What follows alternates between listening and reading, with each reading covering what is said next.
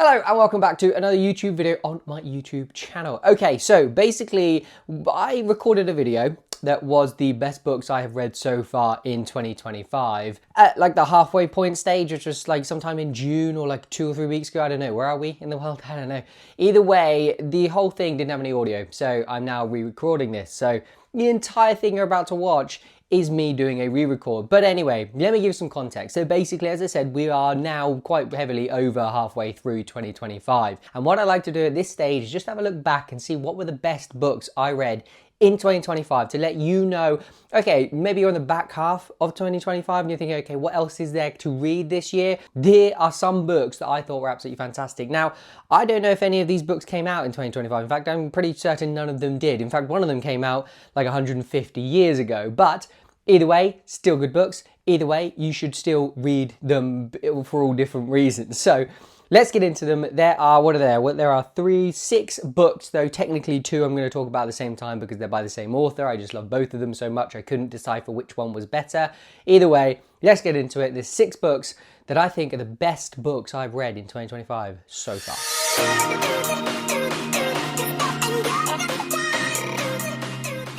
So the first book is The Light of Lamora by Lynch. Now, if you talk to anybody about fantasy, they will talk to you about The Lies of Lamora by Lynch, if they're into regular fantasy rather than just the romantic thing that's going on at the moment. Lynch's The Lies of Lamora is a book that came out quite a while ago now, not vastly long ago, we're not talking decades, we're talking maybe like 10, 15 years, something like that. I don't know if it's got the original published date in here. Let me have a quick look. 2006, so it came out like 19 years ago, so we are talking decades. Either way, it's a book that's relatively recent. This was actually Lynch's debut into fantasy and is so incredibly impressive for a debut. The reasons that it's impressive are the characters are quite fleshed out, the world and the culture that he manages to build, the kind of environments and the places that they go, and the law, the politics, all this sort of stuff is really mature. None of it feels like he's just kind of like thrown it in for the sake of it. It all feels like it could be a real place, which is fantastic, something that helps you immerse you into what is realistically a made-up, complete fantasy, fictional thing that's going on here. The Light of Lamora focuses on Locke Lamora.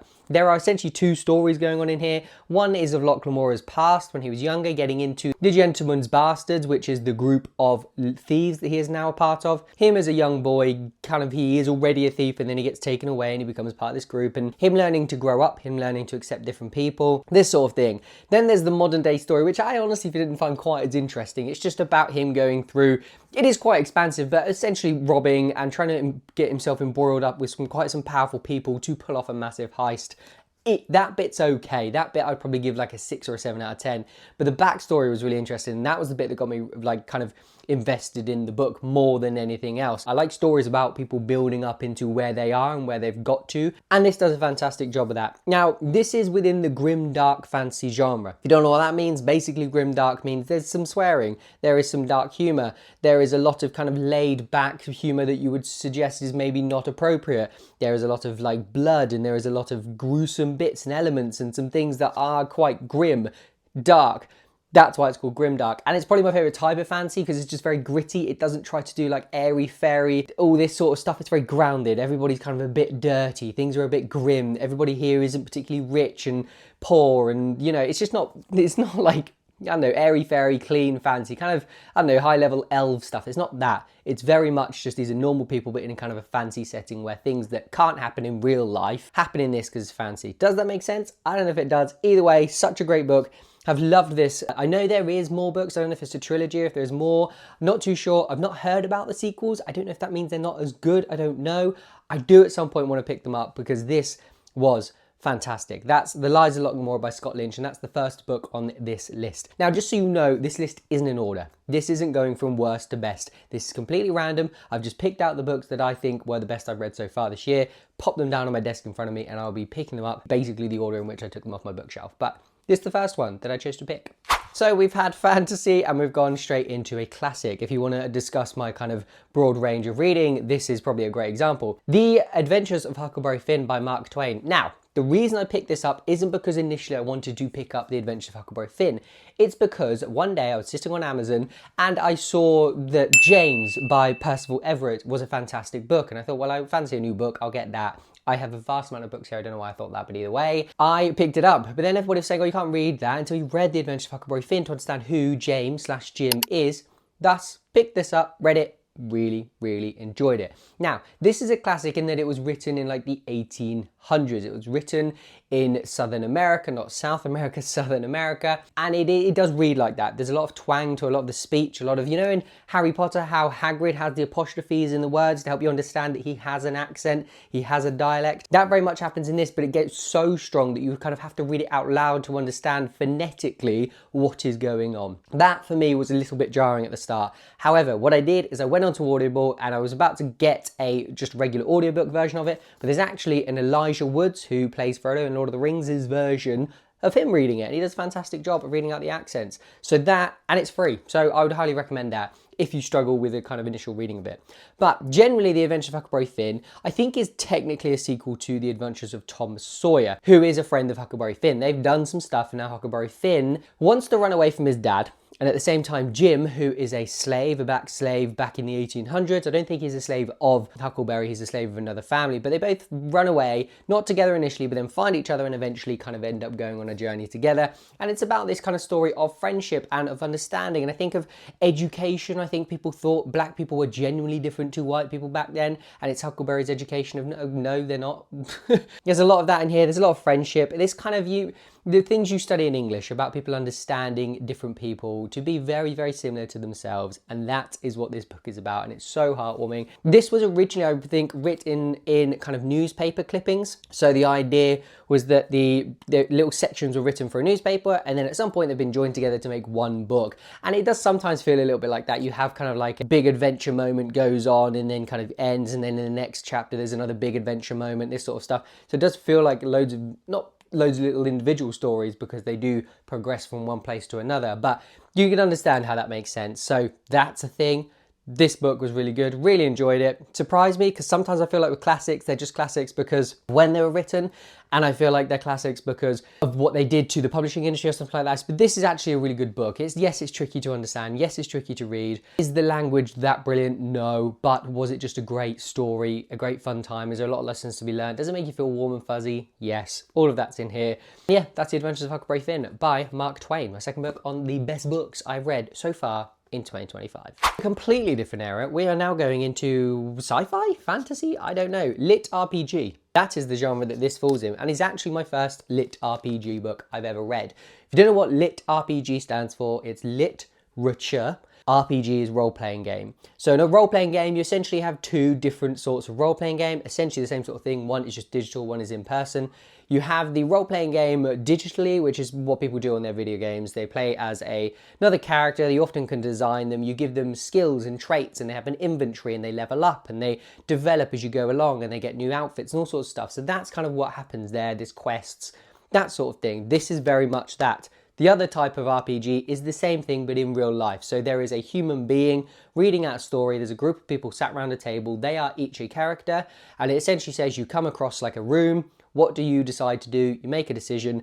The rule master then decides what would happen if you made that decision, and based on your skills. So say, for example, the decision was something that involved you jumping over something. You had an athleticism 9. The rule master would say, well, it's an athleticism 11 to be able to jump over there. Roll your dice, see how many additions on top of 9 you get, and see if you jumped over that. Did that make any sense? It made sense in my head. I don't know. If you're a bit of a nerd, you'll have understood that. If you're not a nerd, that may have made no sense. Either way, they're the two different types of RPG. This is lit RPG. To how this transcends and or kind of evolves into that relationship is you are reading a book. This is a book. There are words in here and you're reading a story. There are chapters, there are words, there are characters, that sort of thing. However, what makes it an RPG is that along the way, he gets kind of achievements and he gets levels and he gets inventory. So the character of Carl himself is also leveling up in this world. So let's give some context. So the context here is that Carl is one day looking after his ex-girlfriend's cat, and basically the world falls into this dark alien prison where you have to fight your way through different levels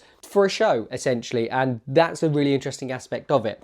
As he goes down, he levels up, he gets inventory, he gets new gear, he gets new loot, all of this sort of stuff that you'd expect from an RPG. So that is what Dungeon Crawler Carl's is all about. So as I said, there's some fantastic characters in this. He has to get through different levels, but the bit that interested me the most, so the RPG element I loved. I'm a big nerd. We all know this by now. I love video games. RPG is my favorite. I love having a character that literally looks like he's wearing rags, and then, I don't know, 100 hours later looks like some sort of Lord God, this sort of thing. I love that. I like that aspect in here as well. I also really liked the political aspect. So as I said, part of this story is about there's an alien race, and the alien race are basically looking at Carl and his race, and they're using them for the entertainment on TV. Carl then has to take part in like TV shows and interviews and all this sort of stuff. So there's this kind of, why are you watching us and watching our race die for your entertainment? And he rebels, and then he starts to get sponsors, and he has to become popular. There's followers and subscribers, and if you get more, you get things given to you, a bit like Hunger Games, that sort of thing. And that was my favorite aspect, when things started to get a little bit saucy, a little bit kind of like, I don't know, rebellious, that sort of thing. It does feel like a book where you're not finishing anything here. So it's not like he gets from level 1 to 100 and completes the whole game. No, you get from level 1 to like 30 or 40 or something in this book, and you're expected to read the subsequent books to continue his leveling experience, that sort of thing.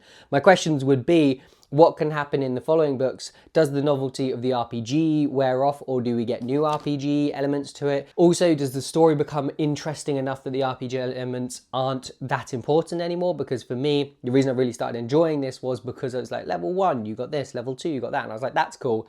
Then the story drew me in. In the second book, I need the story to be really good and the RPG elements to almost sit in the background. Who knows? Either way, I loved this. It was fun. There's some great humor in here, similar to kind of like the grimdark genre of fantasy. There's some dark humor in here. There's stuff that's said in here and jokes that are made in here that you think, that's a little bit on the line. I love that sort of thing. That is my sort of humor. Huge fan of this. It's going around on the internet at the moment all over the place. If you've got any sort of interest in fantasy, or you're a video game nerd, this will be something that you'd be interested in. And I think there's like 4 or 5 books out now that he's done. Oddly, they're all in hardback, so I don't know why. I don't know when these are coming out in paperback, so they're quite expensive, which is a big barrier to getting them, but I would recommend them. So that's Dungeon Crawler Carl. I'm not sure if I've actually said the name Dungeon Crawler Carl, but it's by Matt Dinniman. So yeah, check that out. That's the 3rd book on my list of the best books I've read in 2025 so far. So the next 2 books are the same author, but I want to talk about them together, and then I will talk about them individually. So they are Night Road by Kristin Hannah and The Women by Kristin Hannah. And the reason I'm talking about them together is because they're the same author. That's basically it. They're not similar in any way. They're not the same book. They're not sequels, anything like this. They are 2 very different books, in fact. And in fact, Kristin Hannah has a style which The Women more fits into that the Night Road doesn't, or Night Road doesn't. So we're going to start with Night Road, and then we'll go into The Women. So Night Road is a book that was originally, I think, published in like 2013 by Kristin Hannah, before possibly she started her big historical fiction push, which is where The Women it really shines. Since then, since the Night Road, she does a lot of books about women in history during famous historical events who weren't talked about enough at the time. And thus she writes some kind of like hidden women stories about them. They're fantastic. Night Road is very different. It's a teen coming of age, the poverty line sort of story going on here. So essentially we have 2 twins. We have a girl whose mother leaves her and she ends up in a bad way, and then she joins this new school. She meets these twins, and the 2 twins have a very, I wouldn't say overbearing mother, because at no point does it become kind of unnecessary. No point do the twins dislike how loving and caring and involved in their lives she is. But it is very intense. It is very, if one of them started to rebel, it would become like a toxic relationship. But it's potentially about these 4 people. There are other people throughout the book, of course, as well. The first kind of third or half of the book is these people growing up together, them finding out about each other, the relationships between them, the dynamic of this kind of girl who never felt accepted, now feeling accepted, the mother accepting this girl who has no mother figure anymore, all this sort of stuff, and it's really lovely. But it did feel a little bit like, okay, where's this going? So then halfway through the book, or I don't know where it is, but there's a massive event that happens, and it completely throws everything up in the air and matures the book so much. So it goes from, as I said, being this kind of teenage conversation about growing up and about feelings, about boys, about school, about what's important, all this sort of stuff, to suddenly being like, oh my God, okay, everything has changed. Everybody's angry, all this sort of stuff. And I don't want to spoil it too much in terms of what the event is that causes this, because that is a big part of the plot. But I do want to say it literally flips the story upside down, and it was so, so good. This is a book where I felt like I wanted to just be reading it at all times. Kristin Hannah has a way of doing that with characters, and I'll talk about that with The Women as well. She writes characters so brilliantly that basically you end up wanting them to win. You vouch for them, all this sort of stuff. And that's what you get with these characters here.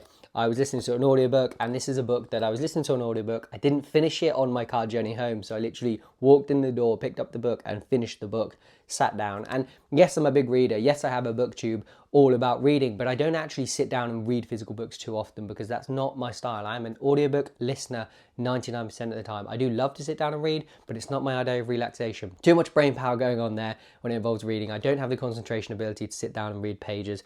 I do like to when I've got the kind of calm mindset, but I don't often because my brain's running at 100 miles an hour. Either way, The Night Road's fantastic and I wanted to finish it as soon as I got home. It was brilliant, and that's The Night Road. So let's go on to The Women. So as I said, The Women focuses more on historical fiction, and she's done a few other books like this, such as The Nightingale and some other things as well that focus on women throughout history who have done very important, powerful things. Not real women, fictional women, but based on real women who did the thing, if that makes sense. The Women focuses on Frankie, who decides that one day she wants to go and be a part of the Vietnam War. She does this because her parents are very proud of her brother who has done the same thing. He's gone to fight for their country. They're a very patriotic family. Her father has a whole room dedicated to veterans and this sort of thing. So she thinks, I'll go and do that. I'll be very proud. And then when she signs up, they're like, what the heck are you doing? You're a woman. You shouldn't be going off to war. You're a woman. You shouldn't be going off to Vietnam. You're a woman. You should be staying at home and sorting out a life for yourself and carrying on with your education, all this sort of stuff. And it backfires. She goes off and she becomes a nurse in the Vietnam War anyway. And then it's the story of how women were treated when they came back. So because she was a woman and because she was a nurse, people were like there weren't women out in Vietnam. So you can't come to this group about Vietnam and about kind of this PTSD group, all this sort of stuff. And yes, it is a book that is, you feel it might be a little bit obvious, but it's still so powerful. So alongside that kind of story of women in Vietnam and not being respected when they got back, there's this brilliant dynamic between her father, and her mother, and their relationship kind of like as a triplet of human beings. Either way, her and her mother have this relationship because her and her father kind of fall out because he's like, why have you gone to war? You've embarrassed me. Everyone at the golf club now thinks it's embarrassing that my daughter's gone off to the war. They don't even tell people that. They tell them other things. She's gone off to do something else. Because of her relationship like that with her father, her mother is very loyal to her father, again, for their kind of societal and their relationship with other people that they are friends with. However, she does very much love her children. She does very much love her daughter. And so every now and then breaks down. Every now and then has this kind of little crack where she says, I still love you. I think what you're doing is brilliant, all this sort of stuff. But in front of her father is not the same. And it creates a really fantastic dynamic where you really want her mum to kind of break down fully because you think that's the right thing to do, but you understand 100% why she's not because of the kind of societal impact and her social impact with all of the group that she's a part of. So really, really interesting dynamic there. And again, another book that I just found myself constantly wanting to read, and a book where I'm listening to an audiobook 99% of the time when I'm kind of not doing anything else. So if I'm driving, if I'm walking, if I'm at the gym, if I'm training or anything like this, I will listen to an audiobook. And sometimes I'm kind of so enveloped, I don't know what else is going on in my life. I don't know where I've walked. I could walk from one place to another and completely forgot the journey because I'm so enveloped. That's what this book was like. The Women by Kristin Hannah. Absolutely fantastic. Might be my favourite book of the year so far. And then last, but by no means least, is Intermetto Notes, Intermezzo by Sally Rooney. And this is a book that I think surprised me. Yes, I knew it was going to be good because a lot of people had said it was good. I did also like Normal People by Sally Rooney. There's something about her books that feels very raw, very down to earth, very simple, and yet is so brilliant. And that's exactly what Intermezzo was like as well. So this follows the story of two brothers, Peter and Ivan. Both of them essentially are going through different sorts of relationships. One of them ends up in a relationship with an older woman. It's his first proper relationship, his first relationship with somebody who is mature and understands men and has been through, not been through men, but you know what I mean, has been through relationships, that sort of stuff, and he's very new to it. And it's that dynamic, and it's, I'm too old for you, but we're in love, and all this sort of stuff. And then his brother has two women, one woman who he lives with, who is very much a sexual relationship, it's not that deep, and then a woman who he used to be in a relationship with, but she was in an accident, and then I think because she's in the accident, she can't do something for him. So but they basically broke up, and they like kind of live in regret constantly, and it's that dynamic between them two, and that is it. There's no big moments in this book. There's no kind of fast-paced scenes that will get your heart racing. It's just this lovely written book about these people who are very down to earth, about their emotions. It almost feels poetic in the way it's written sometimes. And it's very difficult to explain, as I said, but I just felt like I loved it the whole time. I was like, I love this. I love these people. I love what's written about it. I don't love the hair that appears on my book just then, but I love the book. book. And as I said, it's very down to earth, it's very gritty, it's very raw, there's nothing mind-blowing happening here. Now there is a small thing with this book, and if you've read other Sally Rooney books as well, so if you go in to physically read this as opposed to listen to the audiobook, her punctuation is questionable. She doesn't put quotation marks for any of her speech and sometimes misses out on some other punctuation as well. This is an active choice, this isn't an ignorance thing. She has actively chosen to do this. You can tell because of how brilliantly written everything else is, how poetic everything else is. Why she did it? I don't know. Was it just to be a bit different? I don't know. Was it an artistic style, something like that?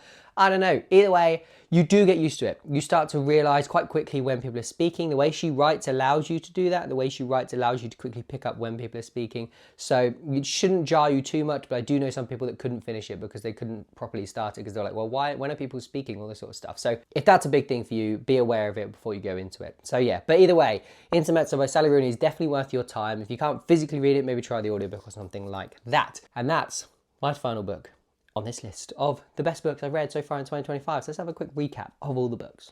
So these are the 6 books that I read in 2025 that I think so far are the best books I've read. They are all brilliant. You've got quite a wide range of selection here. You've got fantasy, you've got lit RPG, you've got just the down-to-earth, gritty, like modern fiction thing. You've got some historical fiction. You've got this kind of like coming-of-age books, all this sort of stuff. So there's quite a range of books in here, which I'm quite proud of myself for being able to do, that I'm not just like a one-genre person. I found my very niche genre that I like to read, and I only read that. No, I will read other books if people say that they are brilliant. Yes, there are some things that put me off a little bit, but generally I'm quite open. So let me know if you've read any of these books. Let me know if you have read any of these books, which of these are your favourite.